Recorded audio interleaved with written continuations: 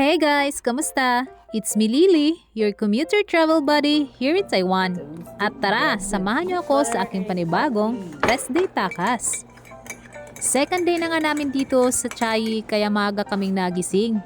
Nag-breakfast nga muna kami para may laman naman ang tiyan namin at saka kasama yon sa bayad namin dito sa hotel. Ang una nga namin pupuntahan ngayon sa aming second day dito is ang Arian Pink Trail. Maaga mga persons. Oy. What's up, guys? Ayaw, musta tulog?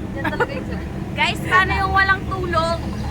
Kasi guys, sa mga kasama namin, wala silang pakiramdam. Ako, masaya ako ngayon kasi kompleto ko tulog ko. Sana all. Marami siyang ano ngayon. Guys, marami Energy take out. mag-picture doon mamaya. Take out pa siya, guys. Pakita mo yung take out. Pakita mo yung take out mo. Nakakaya.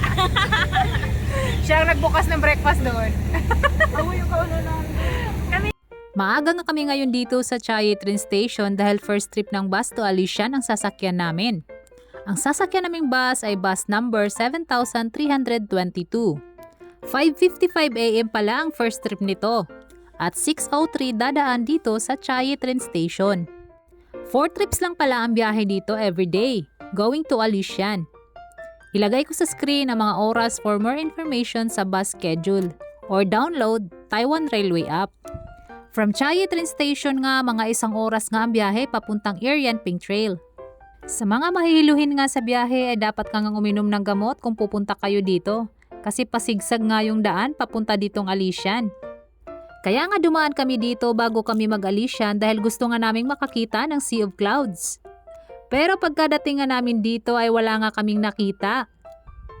Pagkababa mo nga ng bus ay may viewing platform na agad dito kung ayaw mo namang mag-hike. Pero kami marami pa naman kaming oras kaya hinike nga namin ito. Mga 1 oras nga ang one way na lakaran dito papunta sa tuktok ng trail. Dahil may haba nga itong 1,150 meters.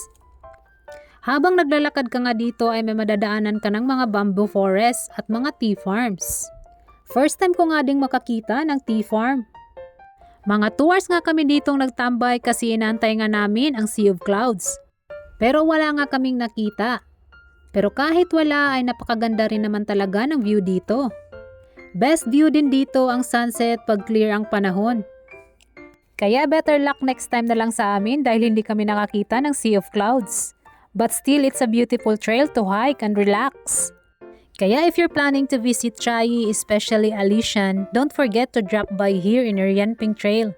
Kasi along the way lang din naman siya going to Alishan. And here are my some drone shots dito sa Arian Pink Trail.